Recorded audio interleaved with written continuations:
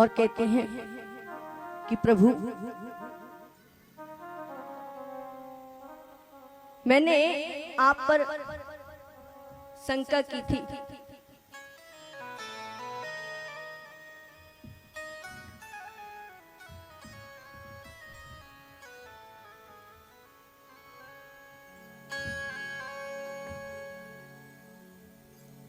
लेकिन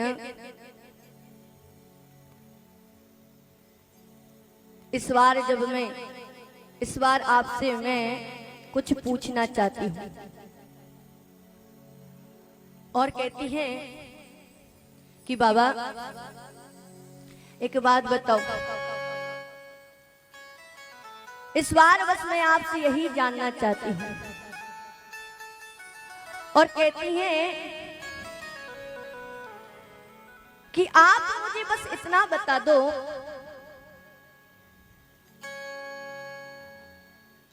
कि एक राम जिन्हें आप दिन रात जपते और एक राम कौन है बोले जो सर्वव्यापी। तो मुझे शंका इसलिए हो रही है क्योंकि मैंने सुना है कि वो निर्गुण है, निराकार है। लेकिन जब वो निर्गुण है, निराकार है, तो वो साक्षात नर रूप में कैसे आ गए? यदि वो निर्गुण परब्रह्म है तो वो साक्षात सगुण होकर के क्यों आ गए? सगुण साकार रूप उन्होंने क्यों ले लिया? यदि आप उचित समझे तो मुझे बताएं। मैं आपसे केवल यही जानना चाहती हूँ कि वो सगुण साकार रूप लेकर के क्यों आए?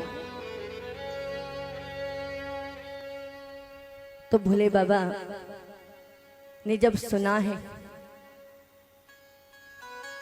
तो महाराज इतने प्रसन्न हो गए, इतने प्रसन्न हो गए। कहते हैं पार्वती तुम धन्य हो, आज तुमने जो बात पूछी है, आज तुमने जो मुझसे प्रश्न किया है, इस प्रश्न को सुनकर के मैं आनंदित हो गया। क्यों? क्योंकि तुमने मेरे राम के बारे में पूछ लिया है, और जो मेरे प्रभु के बारे में पूछ लेता है वो तो मेरे लिए प्राण प्रिय हो जाता है। आज तुमने राम के बारे में पूछा है, और महाराज जो पार्वती जी ने पूछा है तो भोले बाबा के हृदय में हरि कथा उतर आई है। और महाराज कहते हैं कि पार्वती भगवान के तुम कहती हो कि भगवान निर्गुण है, निराकार है, तो वो साक्षात कैसे आ गए? तो भोले बाबा कहते हैं वो साक्षात इसलिए आ गए क्योंकि अपने भक्तों पर कृपा बरसाने के लिए वो साक्षात आ जाया करते हैं। वैसे तो हमारे प्रभु निर्गुण है, निराकार है, लेकिन वो अपने भक्तों पर कृपा बरसाने के लिए साक्षात आ जाया करते हैं।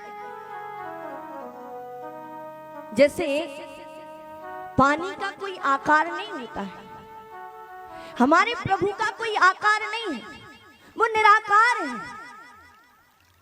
लेकिन जिस प्रकार हम उस पानी को पकड़ तो नहीं सकते, उस पानी को स्पर्श पकड़ नहीं सकते, स्पर्श कर लेते हैं लेकिन पकड़ नहीं सकते। लेकिन पकड़ते कैसे हैं? जब उस पानी को हम किसी पात्र में भर करके उस पानी को फ्रिज में रख देते हैं तो पानी आकार ले लेता है। तो भोले बाबा कहते हैं कि जिस प्रकार जल का कोई आकार नहीं होता, उस प्रकार भगवान का भी कोई आकार नहीं होता है। लेकिन भक्त जब अपने हृदय रूपी पात्र में भगवान के लिए भक्ति का जो पात्र रखता है, उसमें हमारे प्रभु सगुण साकार स्वरूप ले लेते हैं। वैसे भगवान का भी कोई आकार नहीं है, जो सर्वत्र व्याप्त हैं, लेकिन उनका कोई आकार नहीं है। लेकिन भक्त अपने हृदय में भक्ति रूपी जो पात्र रख लेता है, उसमें साक्षात हमारे बांके बिहारी आ जाया करते हैं, उसमें साक्षात हमारे परमात्मा आ जाया करते हैं। तभी तो कहते हैं बंधु, यदि अपने हृदय में वो पात्र बनाओ, वो भक्ति का पात्र बनाओ, तो याद रखना कि भगवान तो आज भी आने को तैयार है। फर्क इतना है कि प्रेम से बुलाओ तो सही। फर्क बस इतना है कि ना तो हम प्रेम से बुला पाते हैं, और हम लोग तो यही सोचते हैं कि आज हमने 2 मालाएं जप ली, 3 मालाएं जप ली, 5 मालाएं जप ली, तो 5 मालाओं में ही ठाकुर जी साक्षात सामने आ जाए। लेकिन ऐसा नहीं है। बोले या तो आपकी तप इतना हो, आपका यदि तप इतना है कि आपकी तप से भगवान खिंचे चली आए, और यदि तड़प नहीं है तो थोड़ा सा उनका इंतजार करो। या तो इतनी तड़प हो कि ठाकुर जी आपकी तड़प देख करके खुद तड़प जाए, या तो ऐसी तड़प होनी चाहिए। और यदि तड़प नहीं है तो कम से कम इंतजार तो कर सकते हैं। तो तड़प नहीं है बंधु तो इंतजार करो। तो कहते हैं पार्वती वो निर्गुण है, लेकिन अपने भक्तों के लिए सगुण साकार हो जाया करती है। और तुम कहती हो कि भगवान ने अवतार क्यों लिया, तो अवतार के कई कारण हैं। एक तो यही कारण है कि जब जब होए धर्म की हानि, बाढ़े असुर अधम अभिमान। पहला तो ये कारण है कि जब जब धर्म नीचे जाता है, अधर्म बढ़ता है। यानी गौओं पर अत्याचार होता है, संतों पर, ब्राह्मणों पर जब जब अत्याचार होता है, तब तब हमारे भगवान अवतार लेकर के जरूर आते हैं। और कहते हैं कि पार्वती एक कारण ये भी है। कौन सा? बोले एक कारण ये है कि तुम्हारे गुरु ने यानी नारद जी ने भगवान को श्राप दिया था।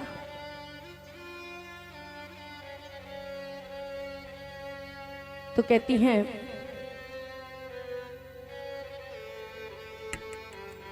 तो देखिए, गुरु के प्रति ऐसा भाव होना चाहिए। पार्वती जी कहती हैं, ऐसा नहीं कहती हैं पार्वती जी कि गुरुजी ने क्यों श्राप दिया है, गुरुजी की गलती होगी। लेकिन गुरुजी के प्रति, गुरु के प्रति इतना भाव है, कहती हैं कि तुम्हारे प्रभु ने कोई गलती की होगी तभी मेरे गुरु ने श्राप दिया है। कुछ ना कुछ गलती जरूर की होगी तभी तो श्राप दिया है।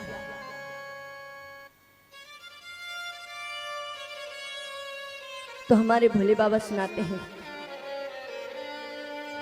कि एक बार की बात है कि नारद जी तप करने बैठ गए।